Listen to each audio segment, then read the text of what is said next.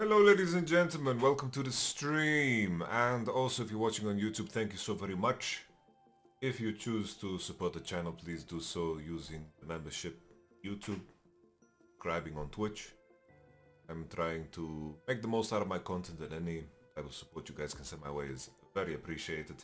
If you decide to become a Yamato Bazooka on YouTube, you get a monthly personalized video, be saying some voice lines, sending happy birthday. Maybe your boss has been an asshole. You want me to annihilate him. I can do that too. Is your friend that you do queuing with completely inting you? Let me know and I will tear him a new one. Just become a Yamato Bazooka. Let's get into business. Patch 12.22. I'm going to just read through it and give you guys my first impressions. The return of Chemtech. Chemtech Drake is back and better than ever. Better than ever how? Like from a gameplay standpoint or from what it gives? Our goal with the new and improved Drake is to encourage calculated aggressive plays and incentivize players to fight to the end to gain the edge over their opponents. Go big or go home. Don't worry, your previous Drake, Chemtech Drake, definitely did that. When the Chemtech Drake is below half health, it gains 33% damage resistance and deals 50% more damage. This Drake will deal 100% total AD plus 4% of its target's health as physical damage with each attack. Always interesting with things like this, right, is that below half health, it's like the lower end of the half health is in theory less than the upper end because you smite at the end, right? You can say in theory it's going to have this bonus for 40% of the duration. This can make things interesting when you're contesting Drakes and there's a standoff and the Drake drops low. But usually when teams start to hit the Drake, usually they do it with the intention to finish it. So I don't think this is going to be like a super big deal, but it could be something that is noticeable, especially the 33% damage resistance. I think that's like the big one. With the durability changes, some time ago they also changed like the damage that Drakes do. So Drakes do a lot less damage, but they are tankier, so the 33% damage is going to be kind of big. And we might notice like a difference in time spent to kill the Chemtech Drake. When your team kills a Chemtech Drake, they'll gain a stacking buff that grants 5% tenacity and 5% healing and shield power. So this I don't like too much, because it's going to be very conditional. It's a very conditional Drake, and there's going to be scenarios where this is going to be very strong. Considering Drakes are RNG, you guys know already I really don't like the Drakes are RNG. The Mountain Drake gives you stats that are always good, sometimes better, but they're always kind of useful. Sure, you could maybe argue the same for Tenacity, but I feel kind of iffy about things like this. Because there's going to be situations where this Drake is going to be insanely strong and also useless. Even though most Drakes, of course, they have situations where they are better and worse, I feel like the value is kind of consistent when it comes to the other Drakes. Like there's never a game where the stats from the what's it called, the Hextech Drake is bad, or Infernal is bad. Sure, there's cases where Infernal is better, like let's say you have Jhin, have champions that buy AP in every role and so forth. Could be situations where that's better, but this 5% healing and shield power, there's going to be cases where it doesn't matter at all. I'm also curious to find out how this tenacity buff, in which tier of tenacity is going to add up to in. Usually, basically tenacity, I will just show you guys. It's easier to show it than to explain it. Basically, tenacity functions in different types. So we have Mercury's, Anathema's, Silver Dawn, Sunfire Aegis, Elixir of Iron, and it changes how they stack. Okay? And here, just yet, we don't know where Dragon is. Curious. But it's going to be like a very small thing. I don't think it's going to be a big deal. It's just for my brain. I'm curious about it. Yeah, but this doesn't seem updated because Watchfire Crest is okay. This is no longer in the game. It's not updated yet. Upon receiving the Chemtech Soul, players will receive a buff that gives them 10% damage resistance and 10% more damage while below 50% health. Also, very conditional, right? There's going to be some cases where you don't want to drop to this HP. There's some cases, you know, like also together with this healing and shield power. If you get Chemtech Soul, it means also that you have 10% extra tenacity and 10% extra healing and shield power at a minimum. If you have like a really good roll, then this can be game breaking, and if you have a bad roll, this can be kind of mediocre as a Chemtech Soul. Not like the other ones.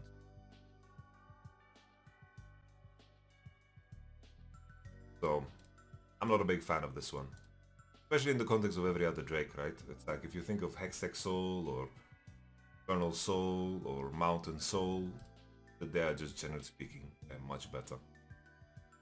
Alongside the new Drake is the new Chemtech Rift. The Chemtech gas we introduced to the Rift in the last year's preseason was a bit too toxic for a good gameplay experience, so we opted to take a more measured approach this year.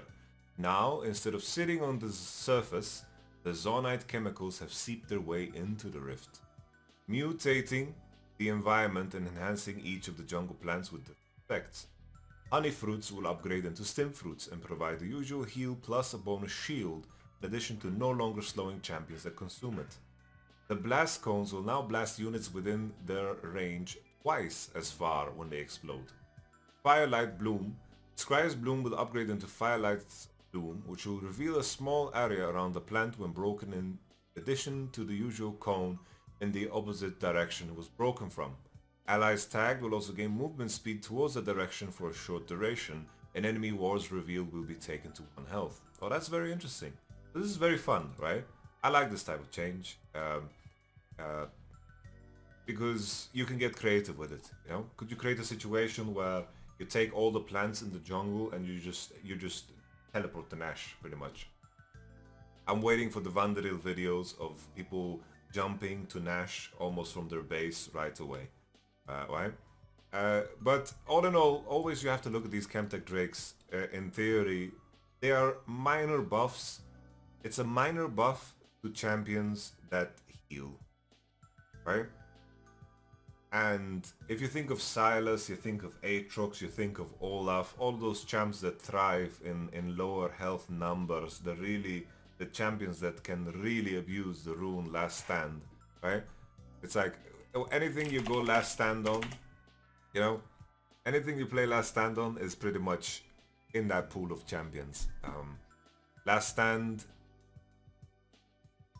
you know, what I'm trying to get at is why it's a minor buff to those champs is that if you play 100 games of Aatrox and Chemtech Drakes show up and you manage to get them, they're going to increase your win ratio just a tad bit. You know? You're not going to see Chemtech Drakes every game, you're not going to see Chemtech Soul every game, there's a lot of dragons in the pool, so the odds aren't that high that you're going to get a Chemtech Drake. That's why I say it's a minor buff. But if you're playing a game and it's a Chemtech Soul, it is going to be beneficial for you to be the champs that like to heal. Like if you play Olaf and you roll Chemtech Drake, you are very happy. We continue. Jungle changes. We've got a lot of jungle changes to unpack here, so let's jump right into it. One of the biggest changes you'll notice is all the camps got their own little durability update. Our goals with this update are to make it more of an investment for laners to take jungle camps, keeping fast clear speeds fast while making slow clears slightly less slow by shifting jungle DPS into companions, and shifting some gold and experience from the jungle itself into the new jungle items. On the other hand, we actually made Krugs less durable by removing the 2 Krugs that spawned from the ancient Krug, which should make the camp less of a time sink and allow for more interesting early game jungle pathing. Now that's already big, right? We've also made quite a few adjustments to reduce how effectively both laners and enemy junglers can poach camps. The on-side clearing strength changes are meant to speed up how fast junglers clear their own jungle while increasing the opportunity cost of invading. This on-side clearing strength change will also help tone down very early invades and vertical jungling, which, while interesting and powerful, is currently too reliant on your team's ability to play around you and maintain early pressure. In addition, the new Mark for Death change should make getting counter jungled a bit less punishing as well. To be clear, we absolutely do want counter jungling in the game, and we believe it should be an effective strategy for junglers. However, the current state of counter jungling is far too strong and punishing. I felt the opposite, honestly. In terms of gold generation, you can cut it down, but then in terms of camps respawns, giving more experience and so forth, it really made it challenging to stay ahead in experience unless the game was so one-sided that the jungler had no breathing room at all. Okay? But okay, I like nerfing HP in jungle. I think that's good. Camp mechanic changes. When a large monster dies, all small monsters in their camp will be marked for death. After 10 consecutive seconds of not being in combat with a champion, monsters that have been marked for death will die. This is a very big nerf for counter jungle decisions, right?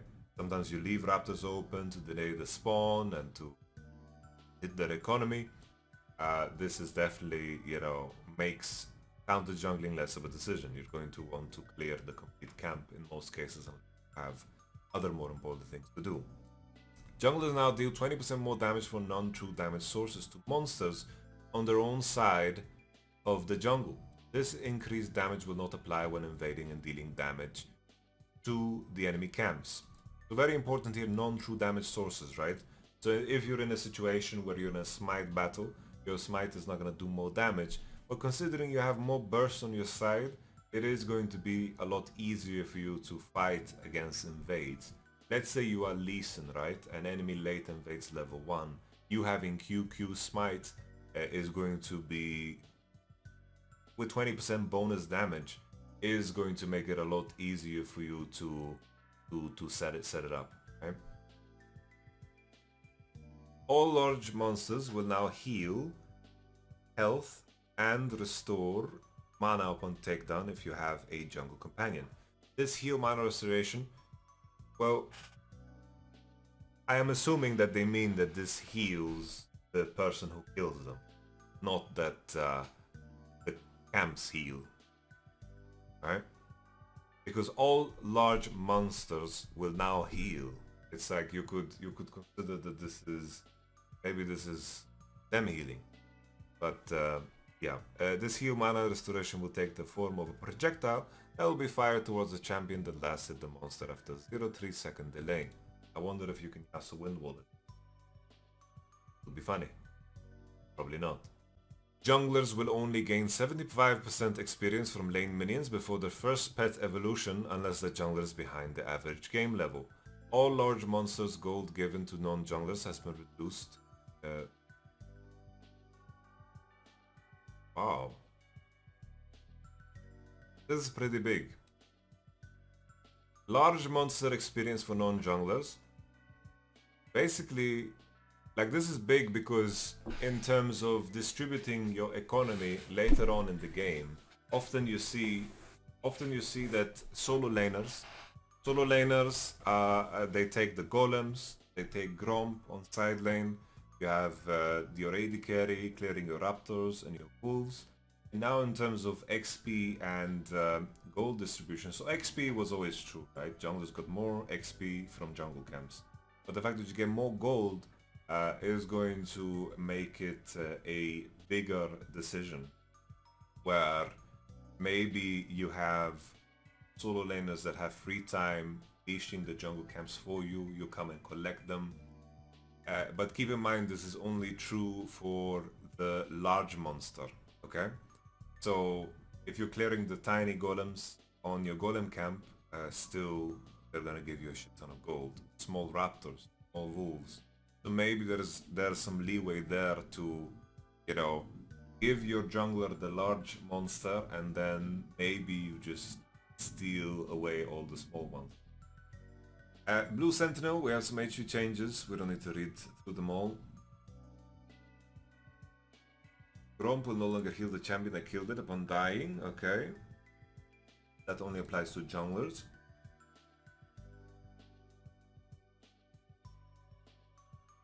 Okay. Yeah, the ancient Krug no longer spawns 2 Krugs when killed, and ancient instead spawns 4 mini Krugs. Yeah, that's like a decent change, but it is less gold, right? Okay, everything on health, current health on hit damage. Let's see now, Rift Herald. Experience given to champs within 600 units, 200 to 300.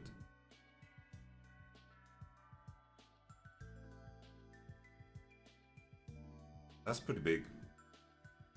Rift Herald was already in a really good state, and this makes it much better. Like, this is a really big deal. This is a lot of it.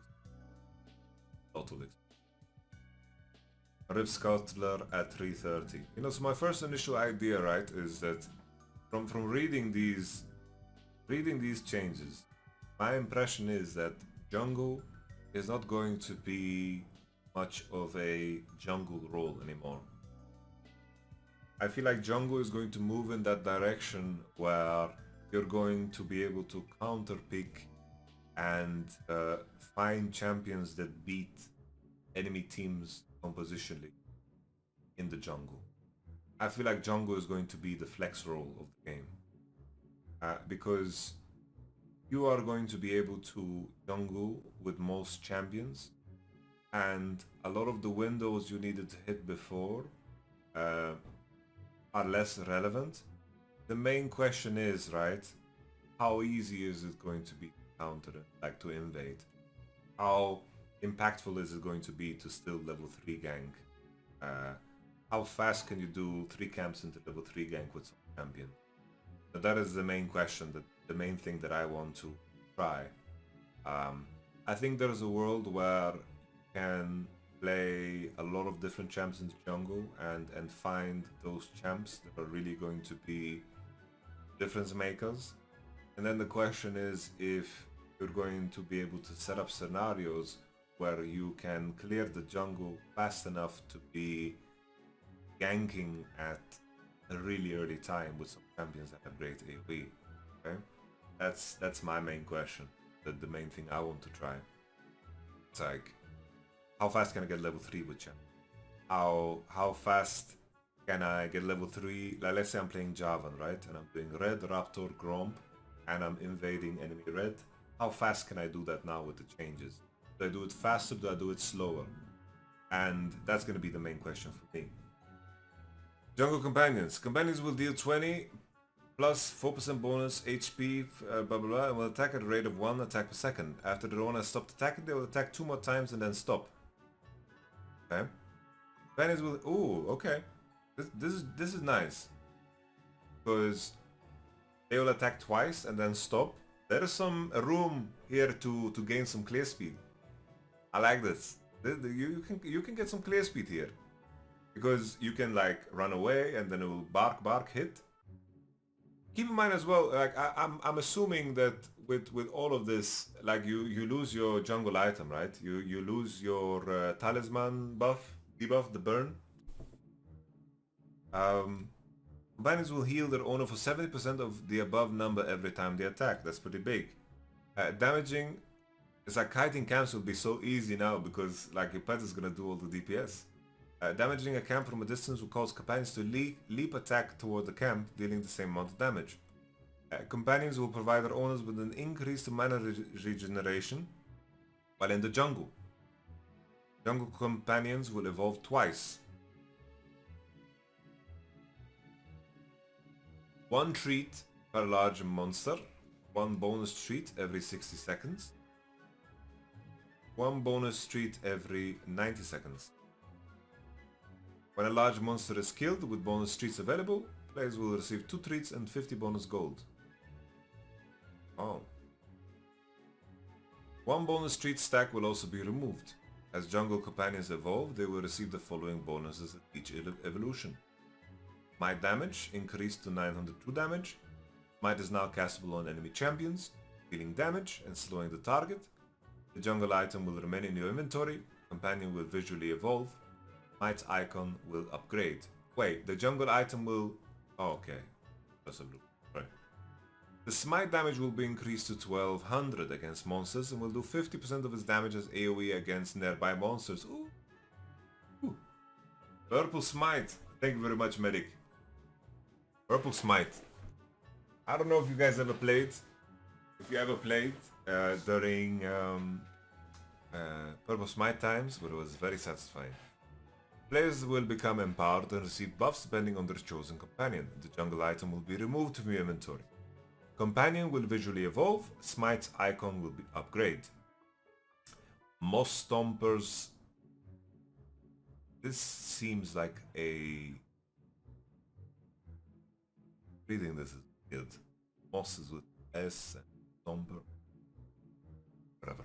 Gain 75 to 330 based on level. Health shield after killing a monster cap or after 10 seconds out of combat. This shield will remain indefinitely. Players will gain 20% tenacity and slow resist while the shield is present and for 3 seconds after it has been broken. That sounds insanely old. This, in my ears, sounds insanely broken. Because, in theory, you just have more HP. Okay? Just have more HP. You just get HP for free. It reminds me of that old rune system. Strength of the Ages, that's the one. That's the one, yes. This is the one. This is the one. You're right. It reminds me of this, right? It just reminds me of this. Because in theory, you just get HP, right? Based on level. You just get HP. Just have HP. For a fight that occurs. Obviously, if you get poked ahead of time, healing is going to be less efficient for you, whatever. But you get the point. Scorch Claw will accumulate Ember stacks at the rate of 3 stacks per 0.5 seconds or at 100 stacks upon killing a large monsters. I don't understand why they make the stacking time different for these items. Because you get 60 for 10 seconds and here it's 10 seconds out of combat. But I guess the difference here is that this stacks in combat, right? So I understand then why this is longer. So this one still works in combat. For longer fights, this is going to look better. Your next instance of damage against enemy champion will slow all enemies in 250 unit radius by 30%. And deal burn damage equal to 5% of target maximum health in true damage over 4 seconds to the primary target. Well, I think the strong thing about this is that my understanding is that this is going to be able to stack in a fight. You can walk into a fight where it's stacked and then it can proc again. But it proccing again, the conditions of it is not so easy to achieve. It's like how much? It's 16.5 seconds of fighting. 16.5 seconds of fighting. So the conditions for this to trigger twice isn't super easy. Dustwalker Gate. Gain 45% bonus move speed when entering a brush that decays over 2 seconds after leaving the brush. Increase to 60 seconds for 2 seconds after killing large monsters. I don't know how this works. Is this, like, let's say I kill something outside of a bush, right? Let's say I do raptors. Is this effect then going to work when the next bush I enter? Yeah, but I can definitely see the use cases for this one. I can see the use case for Rengar, for Blitzcrank. I can see use cases where storming out of a bush is very good for you. But then again, I don't know. I feel like this one, at least at first glance, the Moss Stomper Courage, I think, sounds pretty OP. In terms of like a raw value, you know? I could see myself playing Graves. I could see myself playing Graves with this. This is interesting because it does improve your play speed a little bit with the move speed? I'm not so sure. I think there's champions that would want to play with this. But this one sounds pretty busted to me. I guess you just go this on Karthus. Make sure that you're ult. Something that is interesting here, your next instance of damage against enemy champion will slow all enemies. I wonder if this applies on things like Liandry's. Because imagine you're in the jungle, you Karthus ult with Liandry's, you trigger this, and then you smite a camp, and then you trigger this again with Liandry. That sounds like a very dirty combo. You guys, Shitroki, the main thing here though is like you're talking about the gank, but the issue is this, you will probably get this buff late enough in the game for it to be less relevant to gank. You know? That's the main thing. It's like you're not gonna have this in the early game. Does anyone know like the average time it takes for you to evolve your jungle companion to max level? Leashing range, update and indicators. I don't feel super interested in this, but everything has a smaller leash range, even the Rift Herald. You could do some wacky things with Rift Herald in terms of positioning. Take it. This is going to deny some of that, and yeah, you're not going to be able to take red in 16 min a minute.